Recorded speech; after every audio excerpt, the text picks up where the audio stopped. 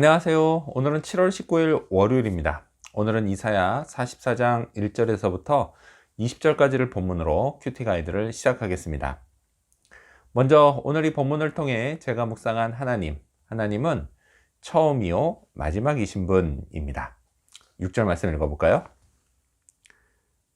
이스라엘의 왕인 여호와, 이스라엘의 구원자인 만군의 여호와가 이같이 말하노라.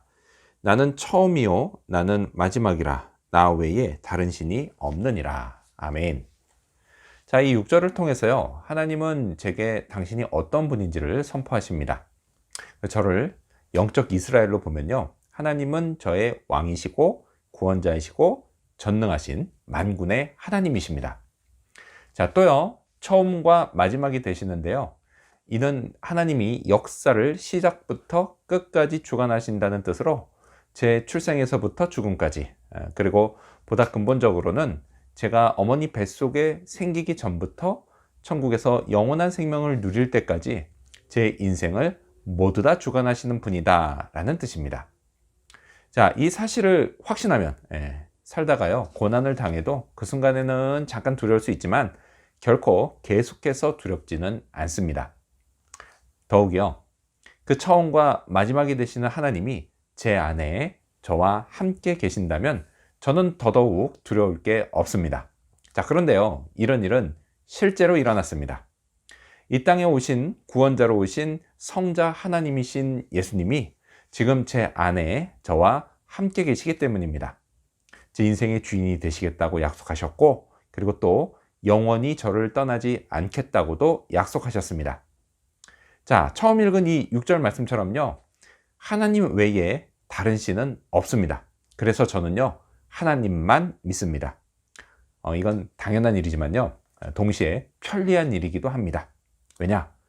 여러 신들 중에 뭘 믿어야 할지, 또요, 끝까지 믿을 만한 신이 누군지, 이걸 고민할 필요가 없기 때문입니다.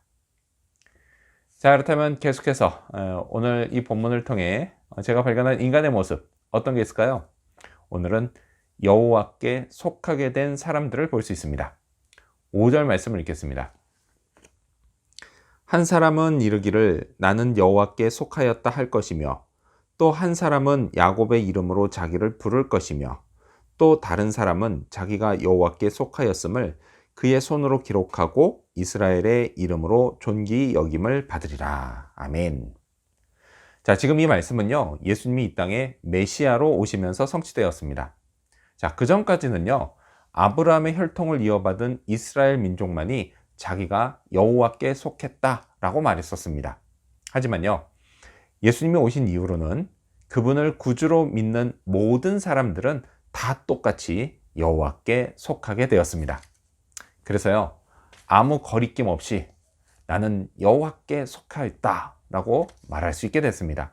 야곱의 이름, 곧 영적 이스라엘로 부를 수 있게 됐습니다. 자, 한편요, 자기가 여호와께 속했음을 손으로 기록했다라고 하는 이 말씀은요, 고대 근동 지역 사람들이 자기가 섬기는 신의 이름을 자기 몸에 표시하고 다닌 그 관습에서 비롯된 말씀입니다. 자, 그리고 이제요, 예수님을 믿고 섬기는 사람, 그런 사람은 하나님이 그 사람 마음에 이름을 직접 새겨 주십니다. 자, 신약 성경은요, 이걸 성령으로 인친다라고 표현합니다. 이 모든 일들이요, 제게도 일어났습니다. 저는 원래 하나님과 상관없이 살았지만요, 어느 날 하나님이 저를 찾아오셨습니다. 그리고 예수님을 구주로 믿게 해주셨고 성령으로 인쳐주셨습니다. 그날 이후로요, 저는 신앙 공동체 안에 머물며 살다 보니까, 그래서 나 같은 일을 겪은 사람들과 함께 어울려 살다 보니까, 이게 얼마나 놀랍고 감사한 일인지 가끔 실감하지 못할 때가 있습니다. 하지만요, 잊지 말아야겠습니다. 이건요, 정말 엄청난 은혜입니다. 이렇게 영적 이스라엘이 된 저는요, 그 이름으로 존귀히 여김을 받기 때문입니다. 천사들은 물론이고요, 하나님께서도 저를 존귀한 자로 불러주십니다. 정말요, 황송한 일이 아닐 수가 없습니다. 자, 그렇다면 끝으로 오늘 이 본문을 통해 나에게 주신 교훈이 뭘까요? 그건 영생하도록 솟아나는 샘물을 마시자입니다. 3절 말씀을 읽겠습니다.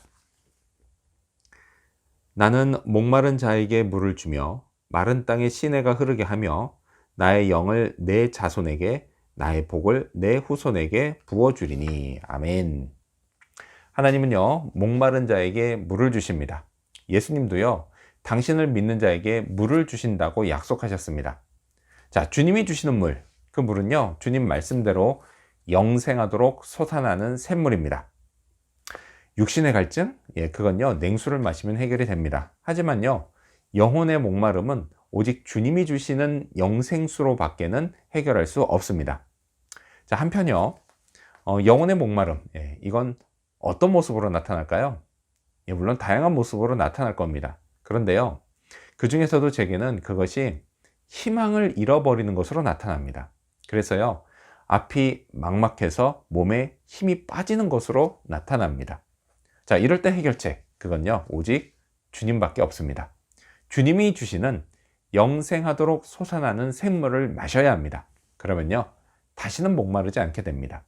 물론요, 제 육신은 죄성으로 연약해서요, 다시 동일한 목마름을 느낍니다. 하지만요, 그때마다 구하면 주님은 언제나 변함없이 갈증을 해결해 주십니다. 이런 측면에서요, 영원히 목마르지 않는 샘물이라고 할 수 있습니다. 자, 그렇다면요, 이 샘물은 또한 어떤 모습으로 나타날까요? 지금 읽었던 이 3절은요, 그것이 하나님의 영이다 라고 말씀합니다. 그렇습니다. 신약 요한복음도요, 동일한 말씀을 합니다. 주님은요, 그것을 생수의 강이라고까지 말씀하셨는데, 그것은 바로 성령을 뜻합니다. 이 성령 충만을 통해서 저는 오늘 제 삶의 자리에서 영생수를 마십니다. 그래서요, 오늘도 성령 충만을 위해 기도하는 그런 하루가 되기를 소망합니다.